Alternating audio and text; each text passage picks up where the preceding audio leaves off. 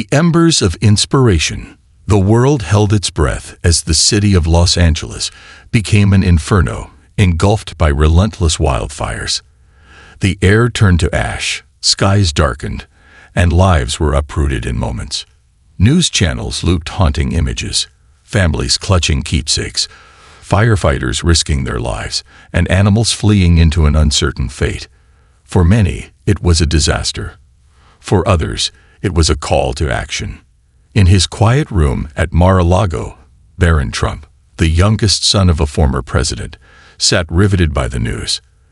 Though typically a reserved teenager, known more for his introspection than public gestures, Barron felt an unshakable pull deep within. As the screen showed a sobbing little girl clutching her mother, the camera zooming in on her empty hands where a cherished doll once was, Barron turned off the television abruptly.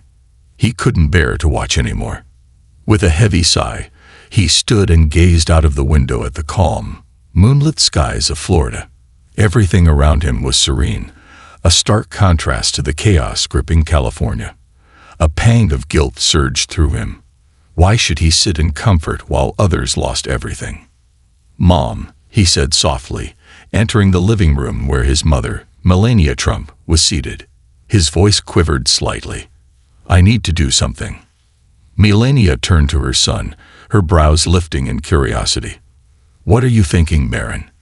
"I don't know yet," he admitted, "but I can't just sit here and do nothing. Those people, they're hurting. I feel like I have to help." Melania studied her son carefully. Barron had always been perceptive, an old soul in many ways, but the fire in his eyes was new. She nodded gently. "Then we'll find a way." That night, Barron wrestled with sleep. His mind replayed scenes of devastation. The smoldering ruins, the tear-streaked faces, and the firefighters braving walls of flames. Frustrated, he dropped to his knees beside his bed, clasped his hands together, and prayed. His voice was shaky but heartfelt. "God," he whispered, "please help the people of Los Angeles. Give them strength, protect them, and let them know they're not alone." Unbeknownst to Barron, his mother stood quietly in the doorway, her heart swelling with both sorrow and pride. She backed away to give him privacy, but the sincerity of his prayer lingered in her thoughts. Later that night, she picked up the phone and called a friend in the media. "The world needs to see this," she said. "A ripple turns into a wave." By morning, Barron woke to find his name trending online. His prayer, recorded and shared, had gone viral. It resonated deeply with people across the globe. Yet for Barron, the attention felt hollow. He hadn't spoken those words for fame. "I don't want people just talking about me," he told his mother over breakfast. "I want to go there. I want to help them." Melania hesitated, weighing the risks of sending her teenage son into a disaster zone. But the determination in Barron's eyes convinced her. By the afternoon, plans were set. Accompanied by a security detail, Barron boarded a jet bound for Los Angeles. As the plane descended, the scope of the devastation became painfully clear. Smoke billowed in the distance, painting the horizon in ominous shades of gray and red.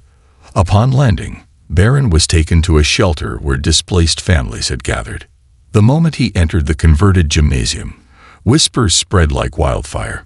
People recognized him, but were unsure of his purpose.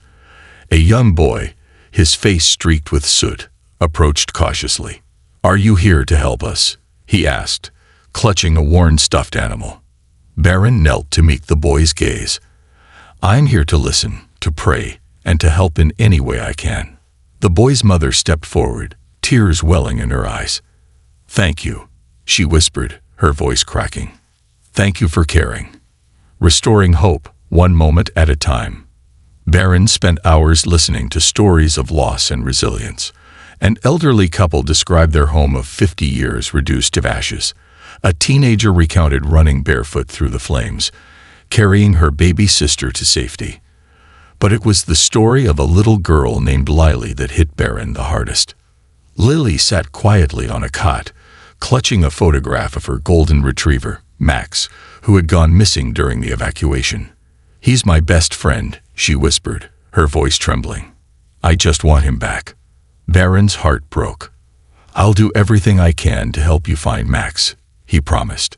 Determined, Barron coordinated with local rescue teams to search for lost pets.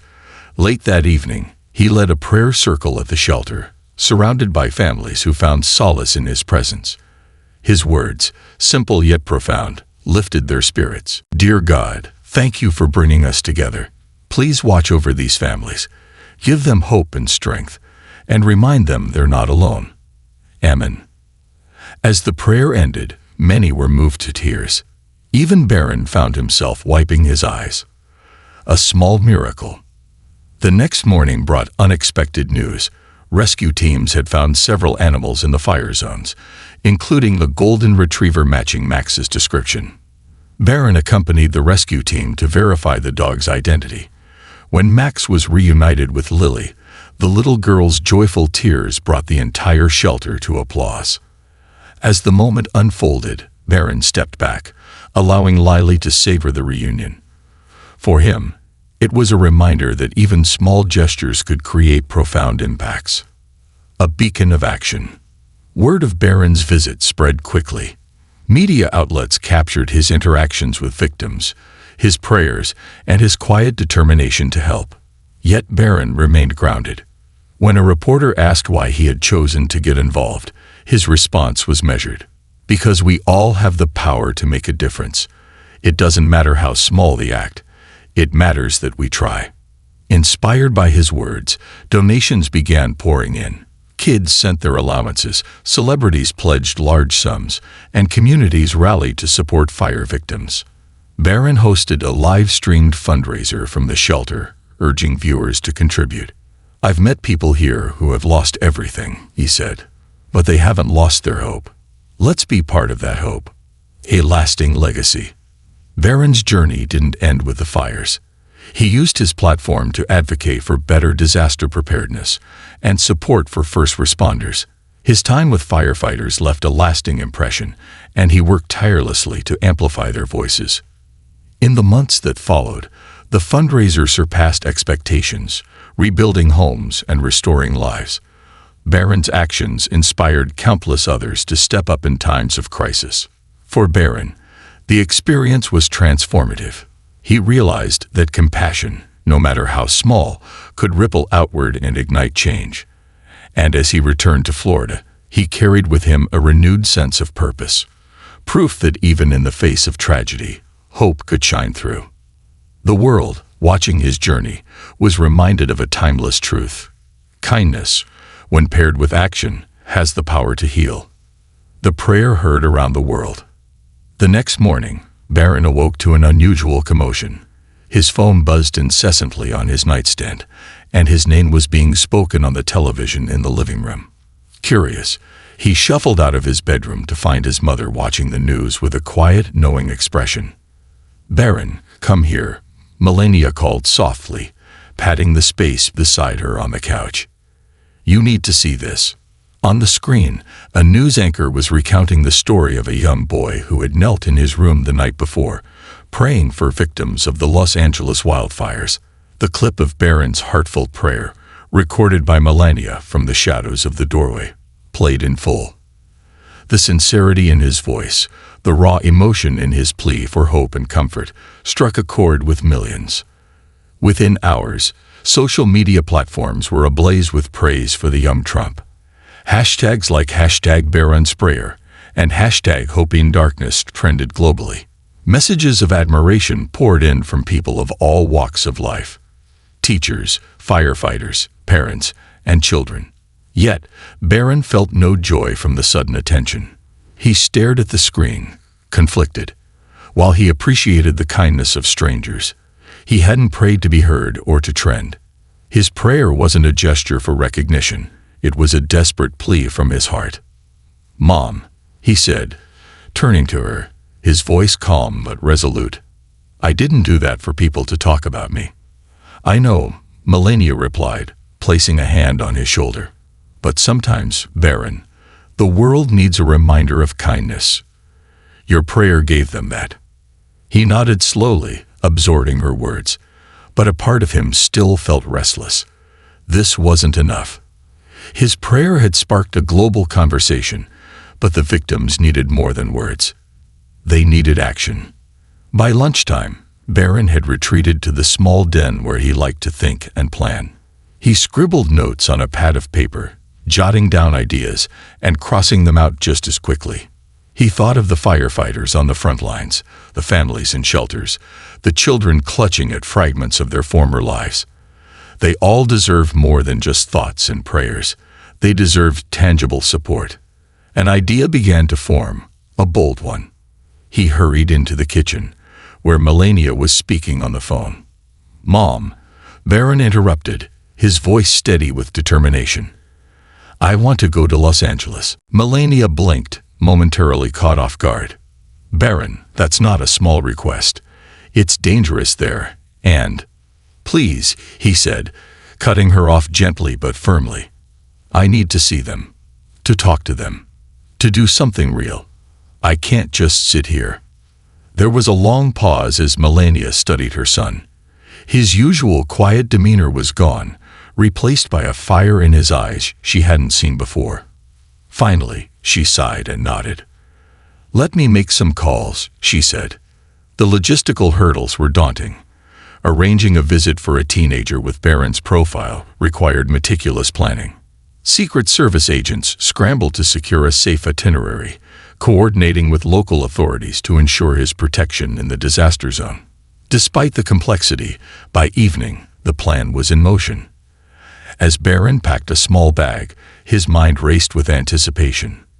He didn't know what awaited him in Los Angeles, but he felt an unshakable pull to be there, to stand among the people who had lost so much. Before he left his room, he paused by the window and clasped his hands together once more. "God," he whispered, his voice steady this time. "I don't know what I can do, but please help me help them." The next morning, Barron boarded a private jet bound for Los Angeles. The usually serene teen was unusually tense, his fingers tapping restlessly against his armrest as the plane climbed into the sky. As they neared the city, the devastation became visible even from the air. Thick columns of smoke rose like ghosts from the scorched earth, and patches of the landscape were marred with blackened scars. The stark reality of the situation hit Barron harder than any news clip ever could. "We're almost there," a member of his security detail said, breaking the silence. Barron nodded, his jaw set with determination. When the plane landed at a private airport, Barron was whisked away to one of the shelters housing evacuees. Even from a distance, the weight of the tragedy was palpable. The gymnasium-turned-shelter was packed with families who had lost everything. The hum of quiet sobs, murmured reassurances, and restless children filled the air. As Barron stepped inside, the atmosphere shifted. Whispers rippled through the crowd as people recognized him. Some looked curious, others wary, but the general mood was one of quiet awe. A little boy, his cheeks streaked with soot and dried tears, approached hesitantly. "Are you here to help us?"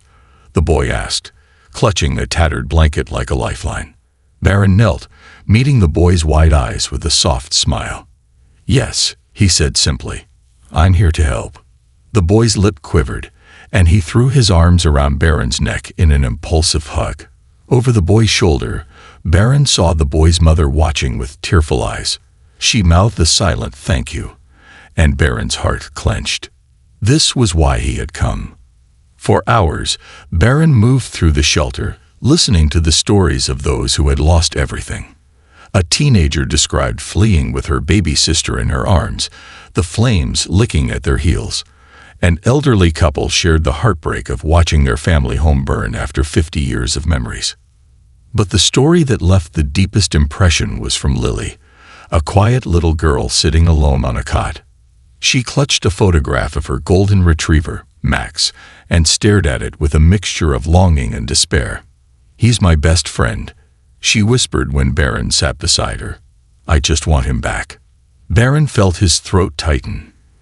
He didn't know what to say, but he promised her the only thing he could. "I'll do everything I can to help you find him." For the first time since arriving at the shelter, Barron felt something spark within him. A mission, a purpose beyond listening and comforting. He didn't have all the answers, but he knew one thing. He wouldn't stop until he made a difference. The weight of responsibility. As the sun dipped below the smoky horizon, casting an eerie orange glow over Los Angeles, Barron sat quietly in a corner of the shelter. Around him, families huddled together, clutching blankets and each other. The stories he had heard throughout the day replayed in his mind like an endless loop. Each face, each tear, carried a weight that now felt squarely on his shoulders. He couldn't ignore the pain around him, but for the first time, he wondered if he had taken on too much. Lily's story lingered with him the most. The photograph of her golden retriever, Max, was still fresh in his memory. Her quiet voice, filled with so much longing, haunted him. Barron wasn't a firefighter or a rescue worker. He was just a teenager with a desire to help. What could he possibly do to make a real difference? He glanced at his security team, who were speaking in hushed tones nearby. An idea began to form in his mind, one that felt daunting but necessary. "Excuse me," Barron said, approaching the team. The head of his detail, Agent Michaels, turned to him with a patient but curious expression. "What do you need, sir?" Barron hesitated for a moment, unsure of how his request would be received. But then he steeled himself. "I need help finding a dog."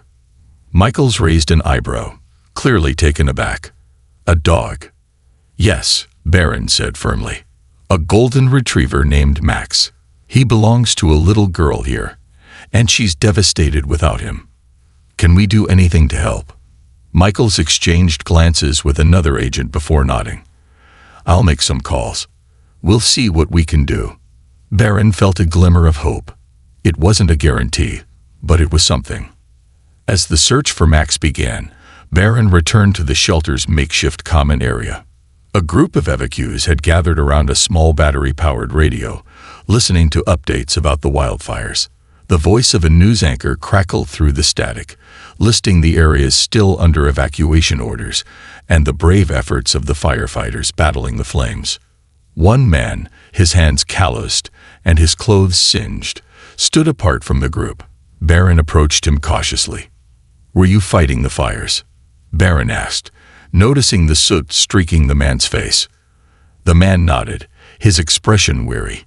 "Yeah, I'm a volunteer firefighter. My house is gone. But I couldn't just sit and do nothing." Barron was struck by the man's resolve. "Thank you for what you're doing," he said earnestly. "People like you are saving lives." The man gave a small, tired smile. "We do what we can, but sometimes it feels like we're fighting a losing battle." Barron placed a hand on the man's arm. "It's not a losing battle.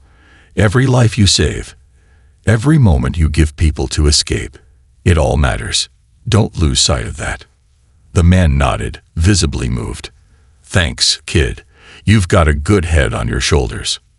Later that evening, as the shelter began to quiet down for the night, someone tapped Barron on the shoulder. It was Agent Michaels. "We've got a lead," he said. "A rescue team found a golden retriever matching Max's description in one of the evacuation zones. They're bringing him to a nearby animal shelter now." Barron's heart leaped. "Can I go see him?" Michaels hesitated. "It's late, and we'd need to coordinate security. But if you're sure." "I'm sure," Barron said without hesitation. "I promised Lily I'd do everything I could." The drive to the animal shelter was tense. Barron sat in the back seat of the SUV, staring out the window at the hazy streets illuminated by fire engines and emergency lights. The city was still very much in crisis. But in this moment, all he could think about was Lily's hopeful face. When they arrived, the shelter was a whirlwind of activity.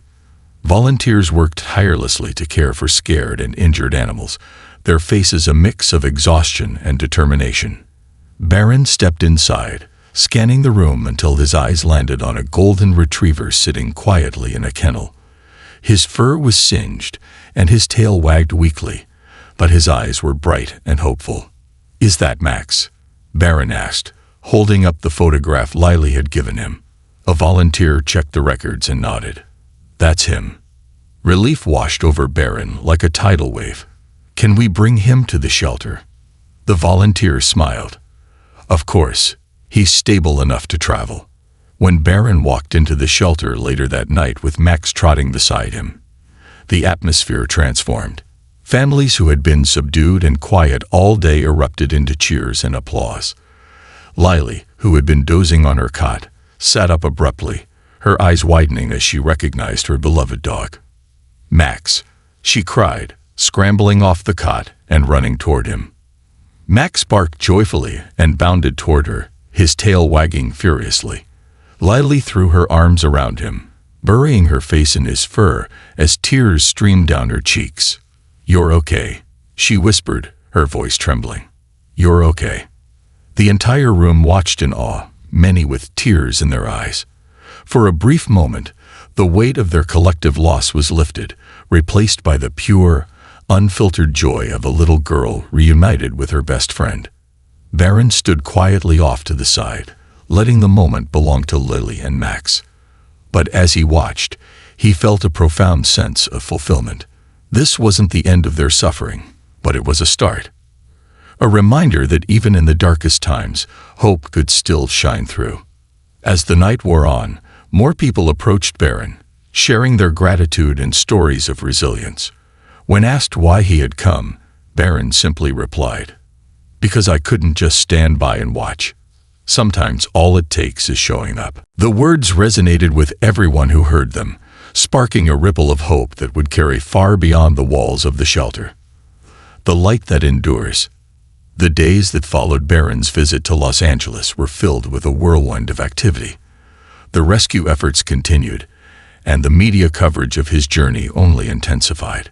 But amidst the headlines and the public attention, Barron remained focused on one thing: the people he had met, the families, the firefighters, and the children like Lily. As the shelter began to receive more support, thanks in part to the fundraiser Barron had organized, it became a beacon of hope for those affected by the fires. Contributions from around the world poured in, and the rebuilding process started, piece by piece. Families who had lost everything began to find new strength in their shared experiences and the support from strangers who had come together to help. For Barron, the experience was nothing short of transformative. He had arrived in Los Angeles unsure of what he could truly offer, but he left with a sense of purpose that stayed with him long after he returned home. He realized that while he couldn't stop the fires or undo the destruction, he had done something vital. He had shown up. The lessons he learned during his time in the shelter were invaluable. Barron discovered that empathy is a powerful force, one that has the ability to heal even the deepest wounds. It wasn't the size of the gesture that mattered, but the intention behind it. His prayers, his time spent listening, and his efforts to reunite lost pets with their owners all spoke to the same truth. Even the smallest acts of kindness can ripple outwards, affecting far more lives than we ever realize. When Barron returned to Mar-a-Lago, he felt a shift within himself. He had been part of something larger than his own world, a collective force of compassion that had brought light to one of the darkest moments. He wasn't the only one making a difference, but he had been part of the wave of change that had swept across the city. "Mom," Barron said one evening, as they sat together on the porch overlooking the peaceful Florida sunset, "I don't think I'll ever look at the world the same way again." Melania smiled warmly at him, proud but not surprised. No one ever does after they truly give a part of themselves to others. Barron nodded, looking out at the horizon. I think that's the point. It's not about doing something big or grand. It's about showing up when people need you. It's about being there, no matter how small your part may seem." As Barron's words echoed in the quiet evening, a deeper truth settled in his heart. We are all capable of making a difference, no matter our age, our position, or the scale of the act. Every prayer, every kind word, every action taken with sincerity has the power to light a spark in someone else's darkness. And sometimes that's all it takes, a spark. The wildfires that had ravaged Los Angeles eventually subsided, but the scars they left would be felt for years.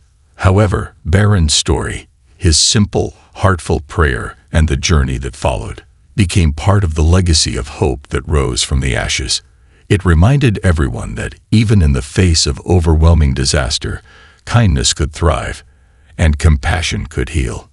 And as the world continued to rebuild, Barron understood something he would carry with him for the rest of his life. The strength of a community is built not in moments of ease, but in moments of crisis, when people come together, sometimes simply by showing up, and offer what they have to give. In the end, the lesson was clear. We all have the power to make a difference. Even the smallest gesture, whether it's a prayer, a helping hand, or a promise kept, can change the course of someone's life. And when we choose to stand in solidarity with those who suffer, we don't just heal their wounds, we heal our own. And so, Barron returned to a quieter life, but forever changed. He knew now that kindness and hope, no matter how small, could leave an everlasting mark on the world, one person at a time. The wildfires had consumed many things, but they could never destroy the light of compassion. That he knew would always endure. This concludes the story. Thank you for watching until the end. I hope you found it enjoyable. If you did, please consider liking the video and sharing it with your friends.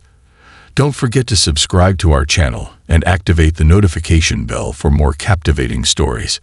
Have a great day.